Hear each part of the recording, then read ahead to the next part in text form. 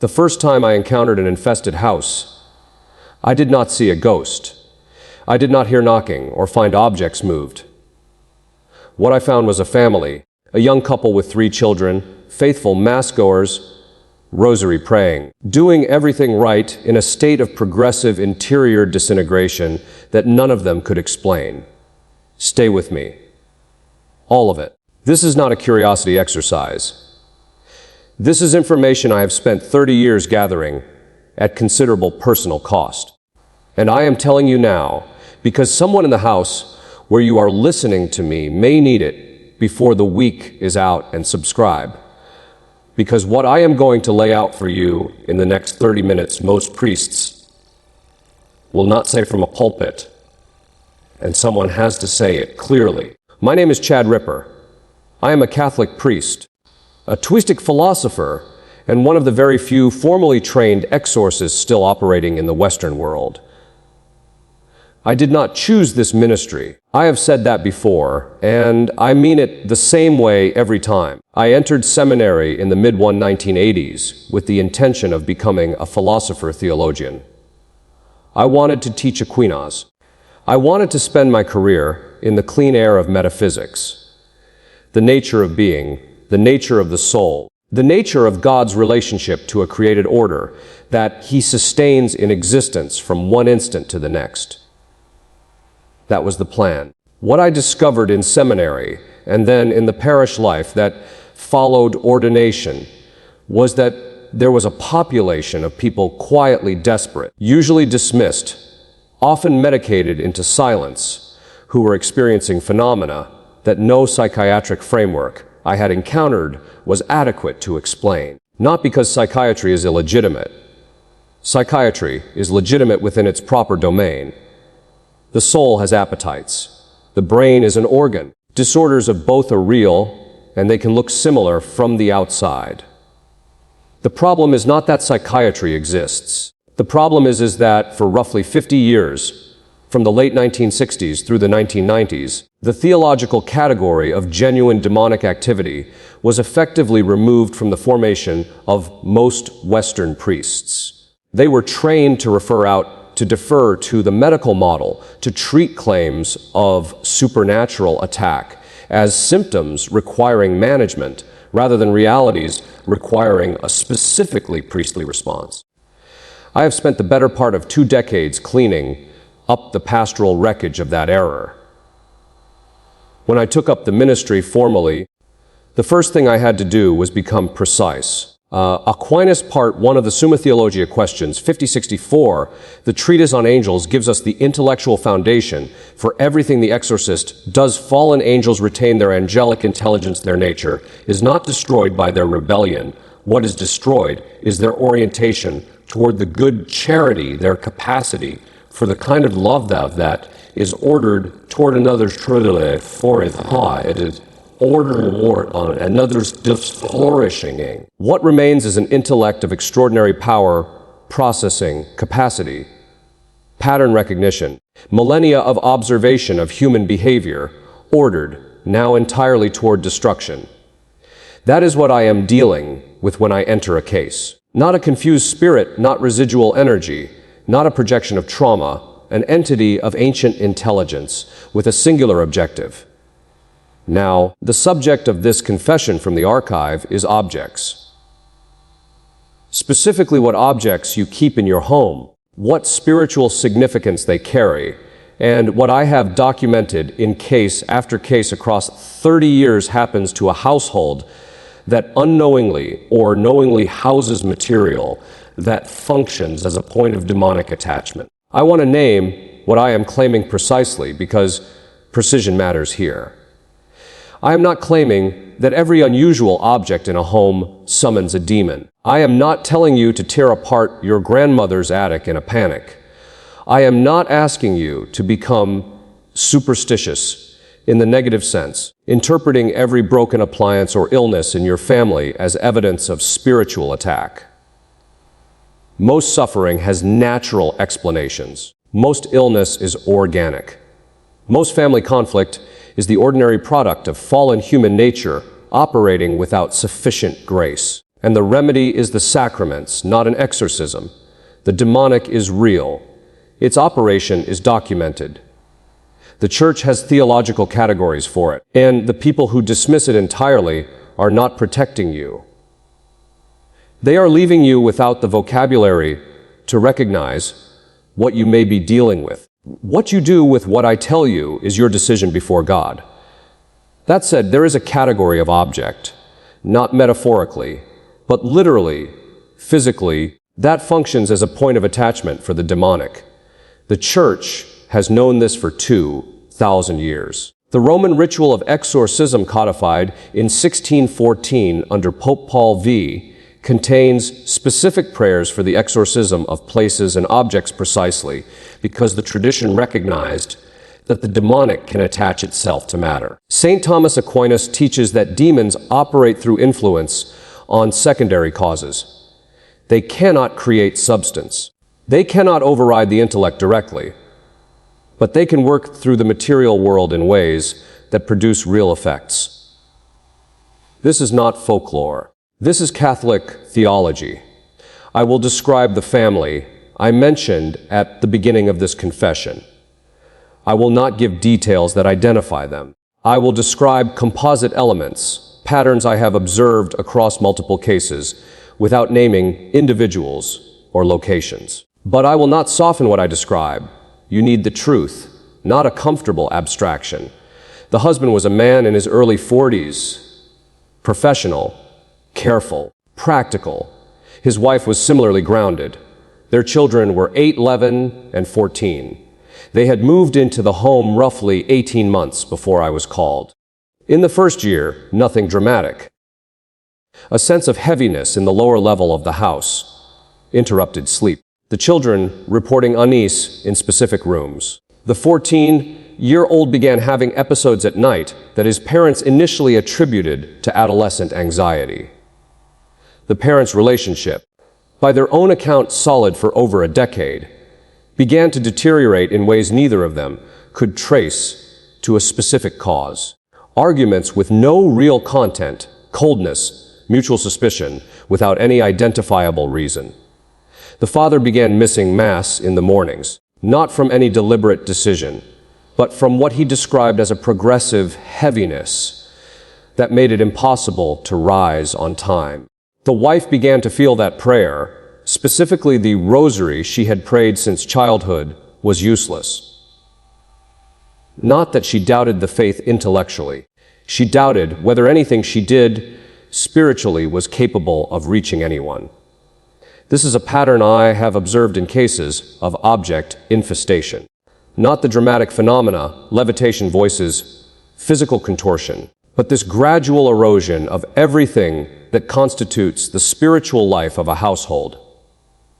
The sacraments becoming burdensome, marital unity fracturing without external cause, prayer feeling inert, the children whose natural receptivity to the spiritual is not yet filtered through years of rationalist conditioning, registering the disturbance first, the adults dismissing what the children report. When I visited the home, I walked through it with a ciborium containing a single consecrated host sealed in a pyx concealed in my coat pocket. I do this routinely. The demonic does not react to an object's external appearance. It reacts to the real presence of Jesus Christ within the Eucharist, because what it responds to is not matter, but the divine person contained within the matter. By the time I reached the basement, there was an involuntary physical reaction in me. Not fear, exactly, but what I can only describe as the heightened alertness that comes when something ancient and hostile is very close. In the corner of the basement on a shelf with other items that had accumulated from a previous occupant was a wooden board. The family did not recognize its significance. It had been there when they moved in. It was a Ouija board, not the Parker Brothers mass market version sold in toy stores. Though I want to address that product as well. This was older, handmade, the kind of object that someone had made with specific intent. Beside it, wrapped in cloth, were a set of tarot cards, also from the previous occupant. Also old. The family had not used either object. They had simply never cleared the shelf. They did not know what they were housing. I am going to address this theologically now, and I want you to stay with me because this is where the tradition becomes precise in ways that are pastorally essential. What is the church's teaching on these objects? Not the popular culture interpretation, not the horror movie version, the actual theological teaching. St. Thomas Aquinas in the Summa Theologia, Part 22.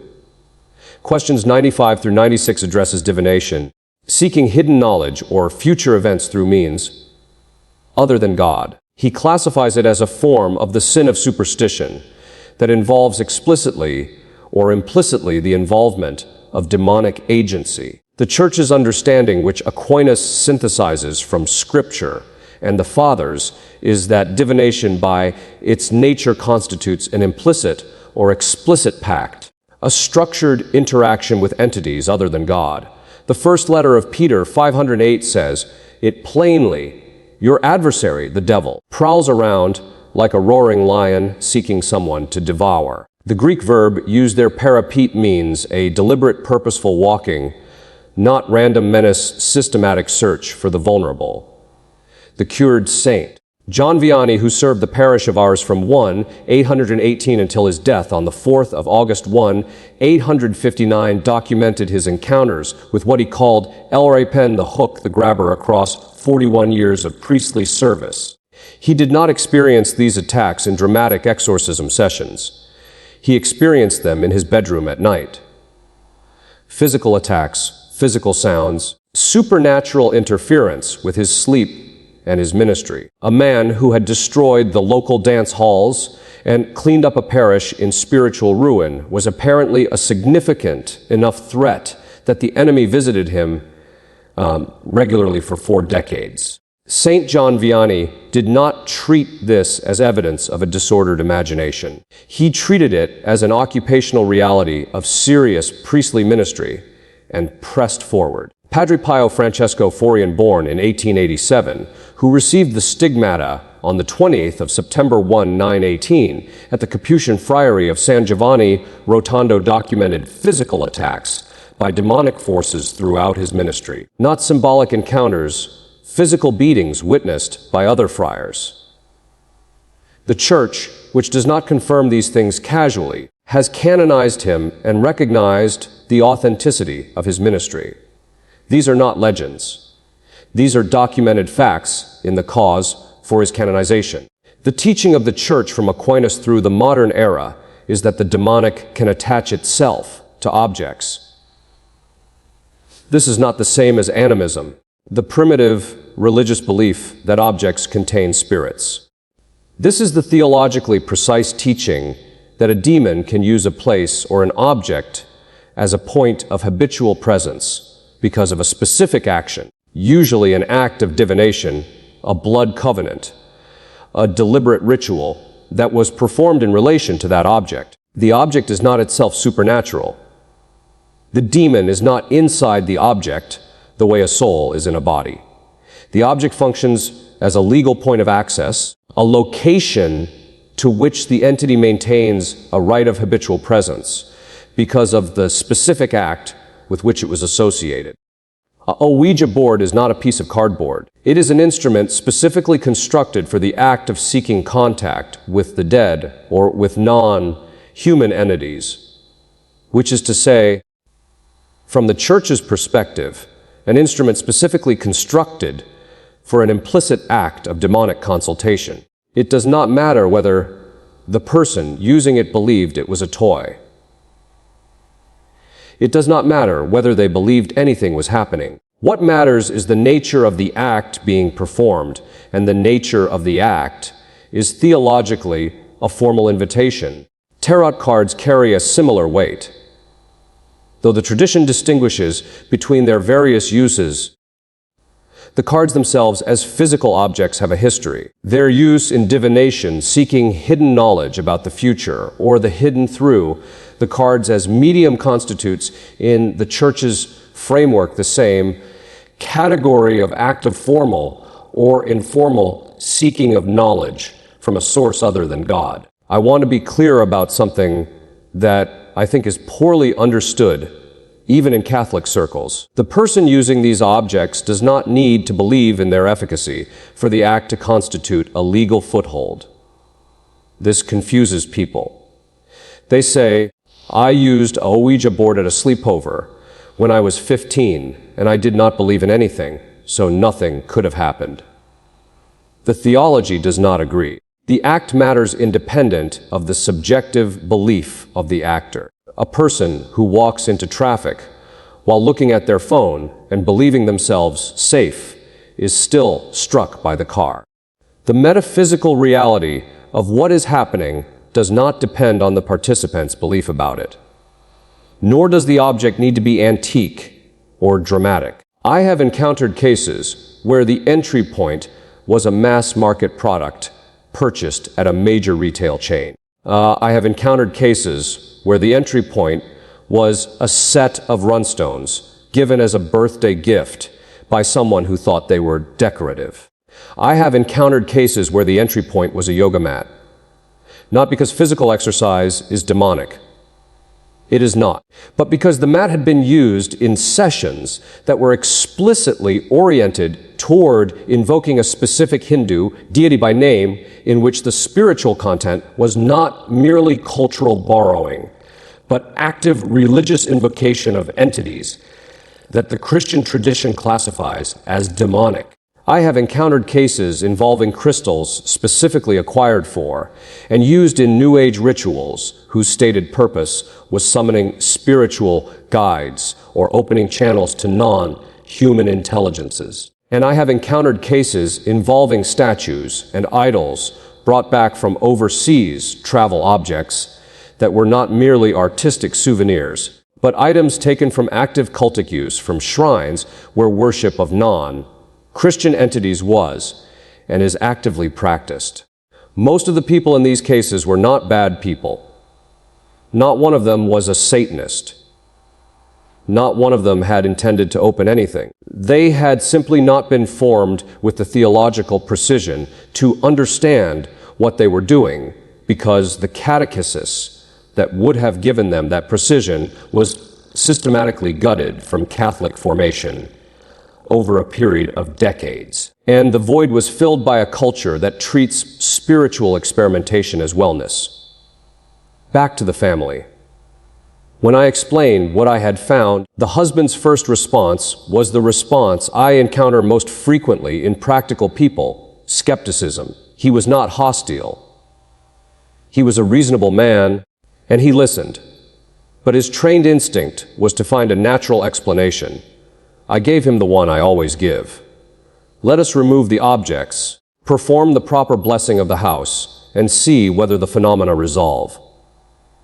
If they do not, I will be the first to acknowledge that I may have been wrong about the connection.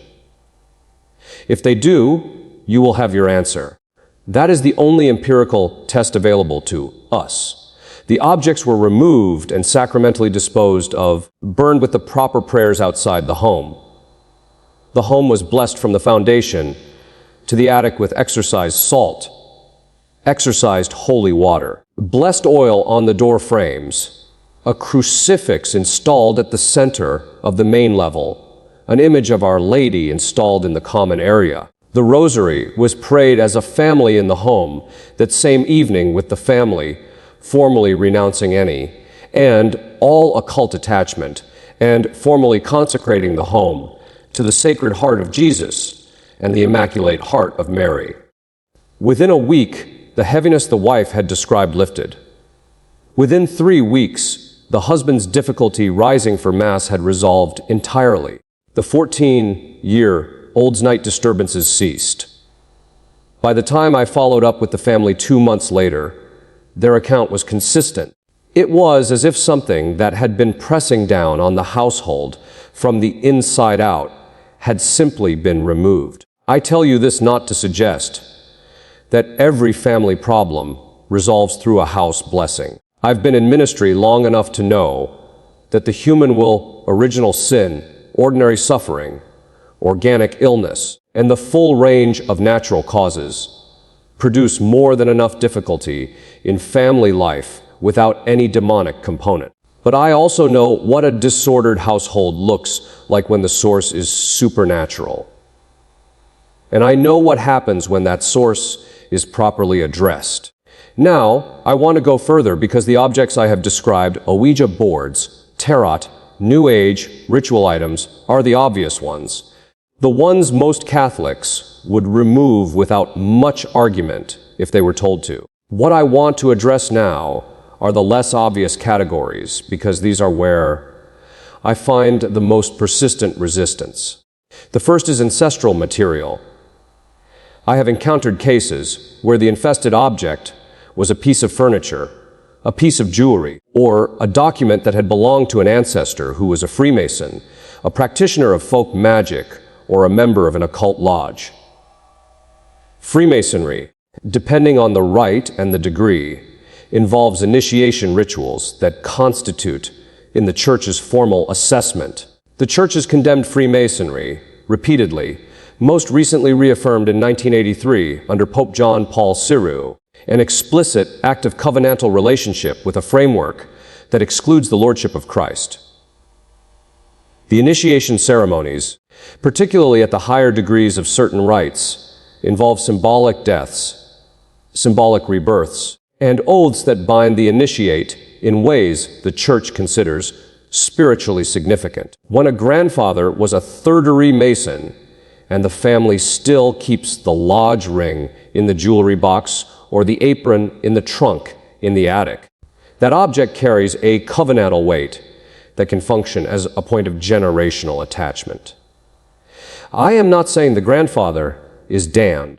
I am not saying the family is possessed.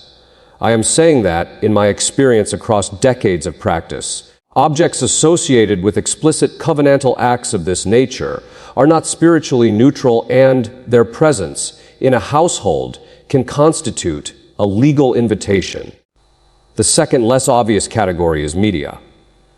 I want to be careful here because I do not want to become a Catholic version of the moral panic industry. Not every horror film is an invitation to the demonic. Not every dark piece of music opens a door. The human imagination engages darkness as a way of processing it.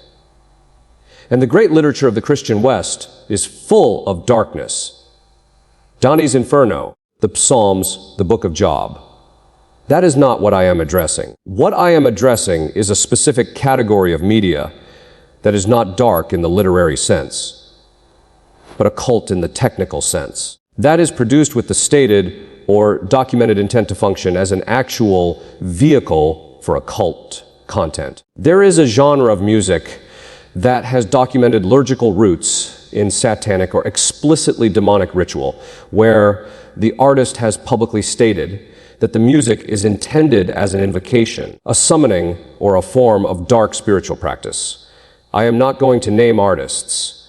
I am telling you that the category exists, that it is documentable, and that in several cases I have worked. The consistent playing of this material in a home was identified by the subject themselves as the point at which their spiritual deterioration accelerated. The third, less obvious category is pornographic material. I include this in the discussion of objects because in the contemporary household, it is not typically a physical object, but a form of habitual engagement with digital material that has the same spiritual function as a covenantal act. I have taught for years based on the theology of the body and the theology of the soul's spiritual faculties that habitual grave sexual sin, particularly in the form of regular pornography, thins the spiritual protection of the person in a way that is documented in case after case. The demonic exploits the sacred specifically because of its sacred character. Human sexuality properly ordered is a participation in the creative and unitive love of God. When it is consistently disordered in a habitual unconfessed state, the soul's spiritual capacity is progressively impaired. Not because God abandons the person. He never does that. But because the person has, through repeated acts of the will created an interior landscape that is hospitable to what God is not. I am not telling you that every Catholic who has struggled with pornography is demonically oppressed. I am not asking you to interpret your own life through a paranoid lens. I am telling you the pattern is documented, that the Church has a mechanism specifically designed to address it to the sacrament of confession, and that the sacrament is not optional if you want the protection. It confers the 4 doors. This is the framework I teach, anchored in the tradition verified across 30 years of cases. The first is a cult contact. Any act that constitutes seeking knowledge, power, or contact with non-human entities outside the framework God has established through His Church. The second is habitual grave sexual sin, particularly in its disordered and unconfessed states. The third is deep unforgiveness held as a deliberate act of will. When a person chooses not to forgive as an act of defiance, not merely as a struggle, they create a legal foothold by holding themselves in a state of active spiritual self-imp. The fourth is generational covenants, acts of explicit spiritual covenant by ancestors that have not been formally renounced and broken under proper priestly authority. These 4 doors account for the majority of the infestations I have encountered. Most of them were opened not by wicked people, but by uninstructed ones. By people who had never been told that the spiritual world is not neutral, that acts of the will of consequences that persist beyond the moment of the act, and that the Church exists in part to give us the instruments to close what has been opened. Now, I need to tell you why this situation is worse in 2026 than it was at any point in my ministry, because the acceleration I am observing is not random. The Second Vatican Council opened on the 11th of October 1, 962, and closed on the 8th of December 1, 965. It was not a bad council. I want to be theologically careful here. An ecumenical council of the Catholic Church is a legitimate exercise of the Church's magisterial authority, and I am not among those who reject its authority. What I am addressing is that the implementation, the hermeneutic, as Pope Benedict XVI described it, and specifically the pastoral response to the council that in many dioceses across the Western world produced a collapse of the catechetical infrastructure that had protected ordinary Catholic families for generations. What was that infrastructure? Real presence catechesis, the consistent, clear teaching that what is received in Holy Communion is not a symbol, not a memorial meal, not a community gathering around shared values, but the literal body, blood, soul, and divinity of Jesus Christ. The real presence is not a devotional option. It is the central mystery of Catholic worship. A Pew Research survey that has been public for several years found that a majority of self-identified American Catholics do not believe it. That is not a survey of lapsed Catholics. That is a survey of people who identify as Catholic and still attend Mass, among whom the majority do not hold the central teaching of the faith. They are nominally practicing. I cannot overstate the pastoral consequence of that data. A Catholic who does not believe in the real presence is a Catholic who has been deprived through the failure of catechesis of the most powerful protective reality. In the created order, seminary formation through the 1970s, 1980s, and into the 1990s in many Western institutions treated the demonic as metaphor.